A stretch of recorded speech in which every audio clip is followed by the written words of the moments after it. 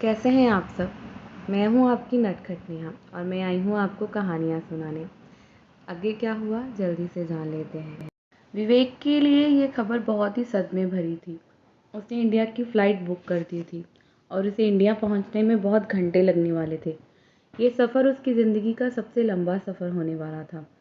उधर सब लोग शिमला जाने के लिए निकल चुके थे।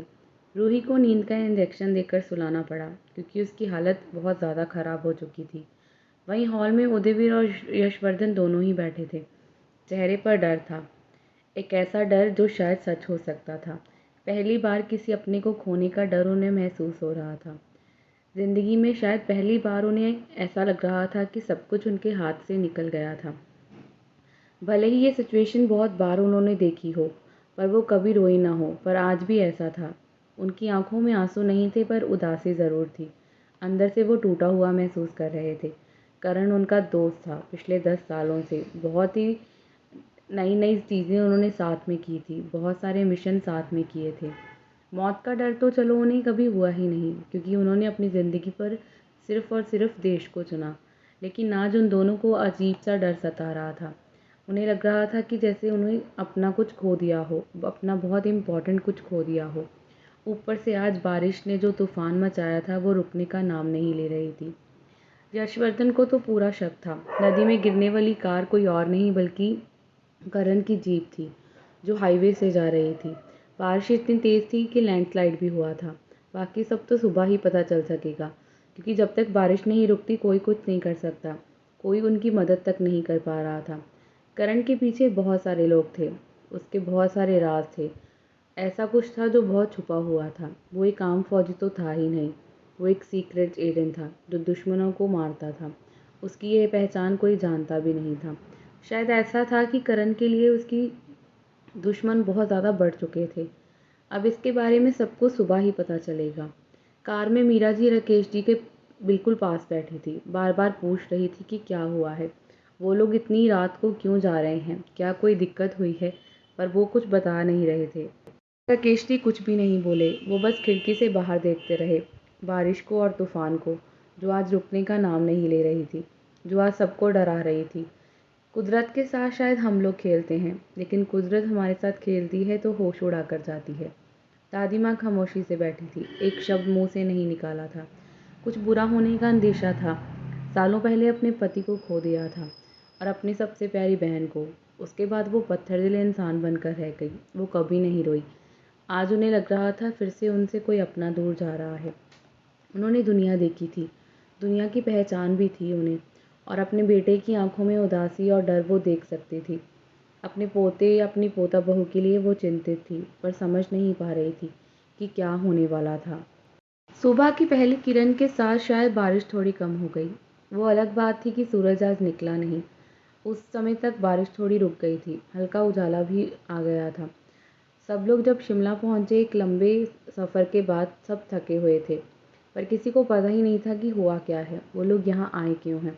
जैसे ही वो उस घर पहुंचे जहाँ करण और रूही रहते थे, रूही इस वक्त गहरी नींद में थी। उसे तो इंजेक्शन दिया गया था क्योंकि उसकी हालत ख़राब थी।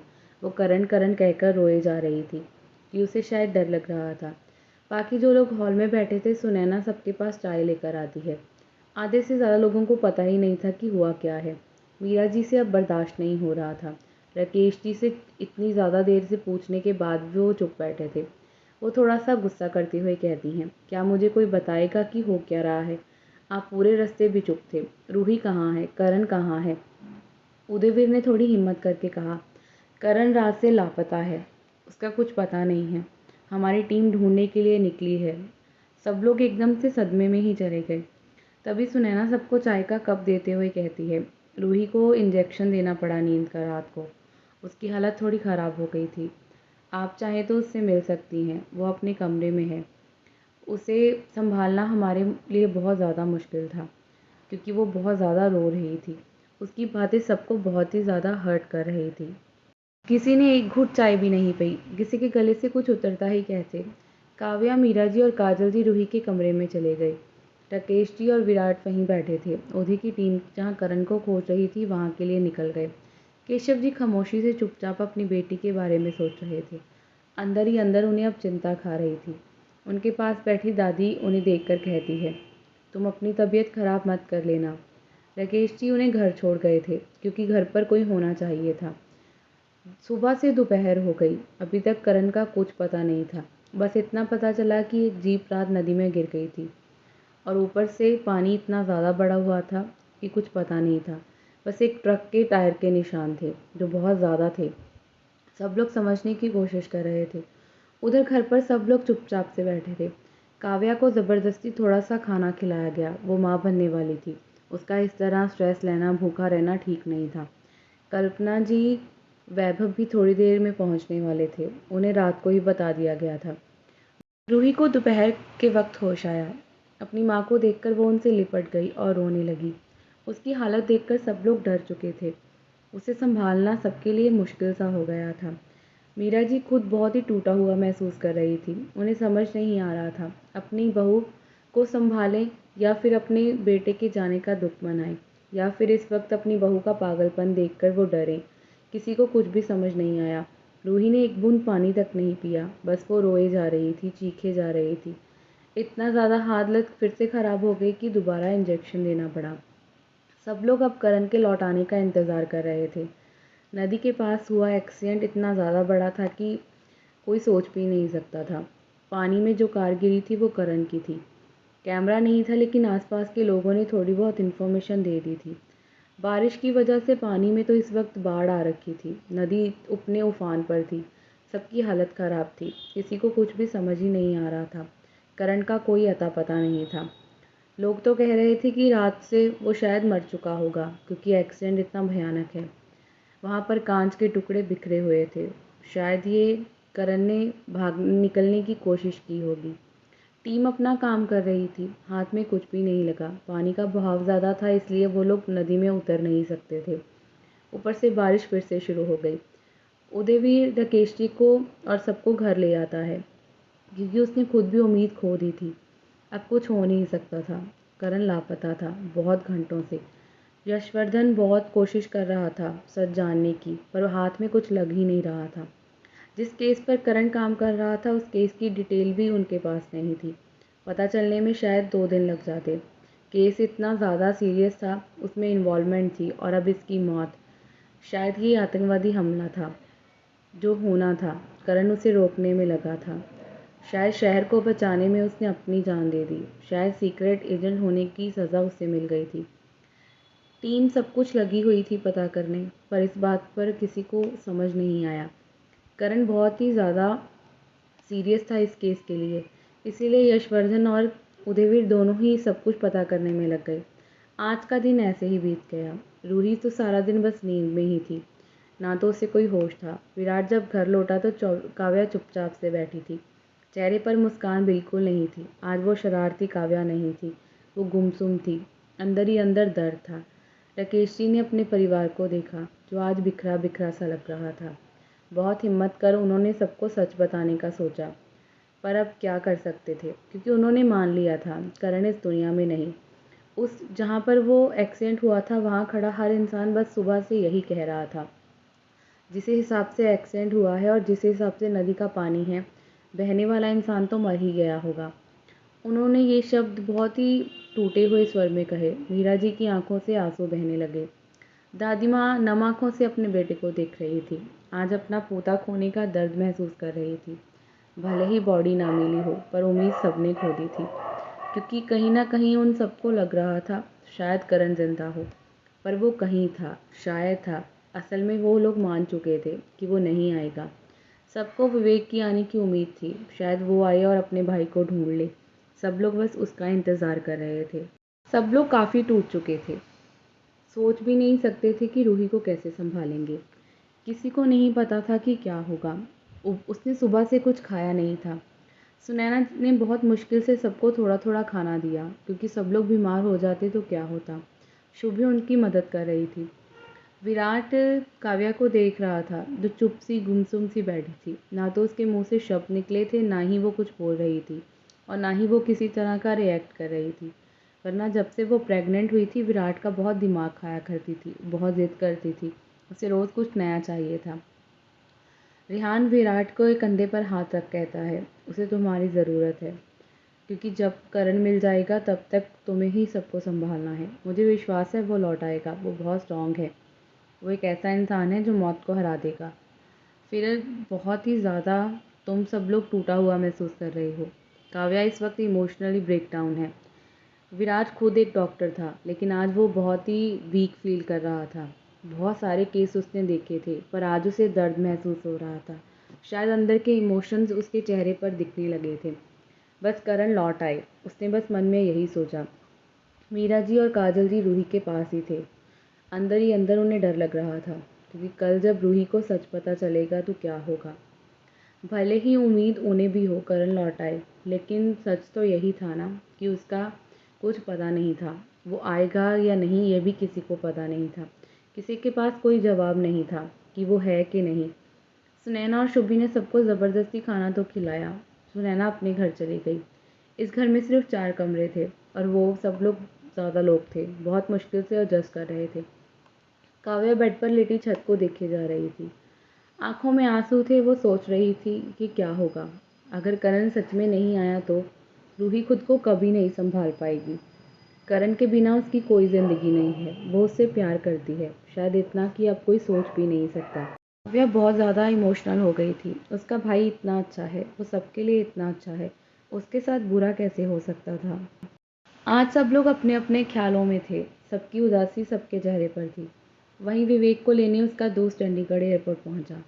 वो लोग शिमला के लिए निकल गए। विवेक को समझ ही नहीं आया कि उसके भाई को हुआ क्या है। ऊपर अपने भाई के लिए बस वो दुआ कर रहा था कि उसके भाई को कुछ भी ना हो। सबसे ऊपर उसका भाई था। उसकी आंखों में हल्की नमी अब भी थी। करण की यादें, वो सोच रहा था कि उसके भाई को कुछ भी ना हो। बस उसके साथ बिताए पलों के बारे में वो सोच रहा था। उसे डर था कि रूही खुद को कैसे संभालेगी। विवेक तो अगली सुबह ही शिमला पहुंच पाता, क्योंकि ये लंबा सफ़र उसके लिए बहुत ज़्यादा लंबा था। वैसे उसने अपने पिता से बात कर ली थी। मेहरा फैमिली इस वक्त शिमला में ही थी। उन्हें 1 दिन और 1 रात हो चुकी थी। करण का अभी तक कुछ भी पता नहीं चला। ना तो वो कार मिली जिसमें वो बह गया था। सुबह 5 बजे यशवर्धन को कॉल आया कि करण की जीप मिल चुकी है। उसमें करण तो नहीं है। जीप की हालत देखकर पता चल रहा है कि एक्सीडेंट कितना बुरा है, और उसके अंदर जो लोग थे वो होंगे या नहीं इसकी उम्मीद नहीं है। पुलिस कह रही है कि खिड़की टूटी हुई है। शायद वो लोग आगे बह गए हों, शायद उनकी बॉडीज़ आगे बह गई हों। राकेश जी के तो कदम ही डगमगा गए जब उन्होंने ये सब सुना। विराट ने जल्दी से उन्हें संभाला। वो 1 मिनट में ही बिखर गए, मतलब उनका बेटा इस दुनिया में नहीं। विवेक वहीं पहुंचा जहां राकेश जी ने उन्हें बताया था। उनकी हालत देखकर तो उसके भी पैर कांप गए। यशवर्धन ने बहुत हिम्मत करके बताया। उसके शब्द आज टूट रहे थे। पहली बार वो बहुत वीक महसूस कर रहा था। सब लोग घर लौट आए। रूही की हालत बहुत ख़राब थी। वो सोफ़े से टिककर नीचे बैठी थी, जैसे बस करण का इंतज़ार कर रही हो। रो रो कर आंखें सुजाई हुई थी। बस करण का इंतज़ार, और कुछ उसे समझ ही नहीं आ रहा था। बस बाहर की ओर देखे जा रही थी कि अभी करण लौट आएगा, अभी उसका करण लौट आएगा। अगर उसे बाहों में भर लेगा और गले लगाकर कहेगा कि वो इस तरह क्यों बैठी है। आसपास के लोग अफसोस कर रहे थे। राकेश जी घर पर आए तो उनकी आंखों से आंसू बहने लगे। ये देखकर उनका हौसला टूटकर बिखर गया। काव्या रोते हुए अपने भाई के गले लग गई। विवेक को तो समझ ही नहीं आया वो क्या करे। सब कुछ बिखर सा गया था। संभालना इतना मुश्किल था कि उसे पता नहीं था। केशव जी रूही के पास गए। उसके सिर पर हाथ रखा, जैसे उसे हिम्मत और सांत्वना देने की कोशिश कर रहे हो। वो सोच भी नहीं सकते थे कि उनकी बेटी पर शायद क्या बीत रही होगी। शादी को 6 महीने हुए थे और आज उसने अपना सब कुछ खो दिया। अपनी मोहब्बत खो दी, अपना पति खो दिया। सब लोग हॉल में वाइट कपड़े पहने बैठे थे। बस रूही चुपचाप से बैठी थी। आंखों से आंसू शायद अब बहने बंद से हो गए थे। वो किसी जिंदा लाश की तरह थी। पूरी रात सो भी नहीं पाई थी। 2 बार इंजेक्शन देने के बाद डॉक्टर ने दोबारा देने से मना कर दिया था। वो पत्थर सी हो गई थी। सब लोग संभाल संभाल कर थक चुके थे, पर उसे कोई होश नहीं था। तभी कुछ औरतें उसके हाथों में पहनी चूड़ियाँ उतारते हुए कहती हैं, क्या किस्मत लेकर आई है, इतनी कम उम्र में पति छोड़कर चला गया। उसकी बातें सुनकर रूही अपने हाथों को पीछे खींच लेती है और चीखते हुए कहती है, बोलिए मत, बकवास नहीं करना। उन्हें कुछ भी नहीं हुआ, वो वापस आ जाएंगे अभी, मेरे करण जल्दी से वापस आ जाएंगे। रूही की हालत सबको अच्छे से समझ आ रही थी, जो ठीक नहीं थी। काव्या ज़ोर ज़ोर से उसे हिलाकर कहती है, वो नहीं आएंगे, वो जा चुके हैं। होश में आ जाओ रूही, देखो सच को, सच तुम्हारे सामने है। 2 दिन बीत चुके हैं, वो नहीं आएंगे। रूही एकदम से चीखने लगती है, करण करण, और इतने रोते रोते वो करण का नाम लेने लगती है और करण का इंतज़ार करते हुए कहती है, वो आ जाएंगे, वो आ जाएंगे, मैं उनका इंतज़ार कर रही हूँ, करण जल्दी आ जाइए। वो बाहर की ओर दौड़ने भी लगती है और फिर बेहोश होकर गिर जाती है। काजल जी ने रूही को जैसे ही बेहोश होते देखा, वो घबरा गई। जल्दी से उसे थाम लिया और विराट की तरफ देखकर कहा, देखो इसे क्या हो गया है, बेटा जल्दी देखो, मेरी रूही को क्या हो गया है। सब लोग और भी ज़्यादा रोने लगे, घबरा से गए। विराट ने जल्दी से रूही को गोद में उठाया और अंदर लेकर गया। उसने देखा वो बुखार से तप रही थी, उसकी हालत बहुत बुरी थी।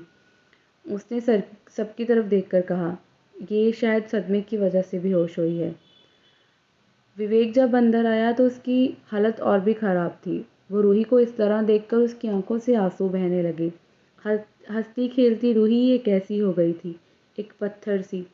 विराट ने रूही को इंजेक्शन दिया ताकि वो थोड़ा रेस्ट कर सके और किसी लेडीज़ डॉक्टर को बुलाने को कहा, क्योंकि वो सर्जन है। उसे समझ नहीं आ रहा था कि वो रूही को कैसे संभाले, और वैसे इस वक्त उसका खुद भी माइंड हेल्थ उतना अच्छा नहीं था।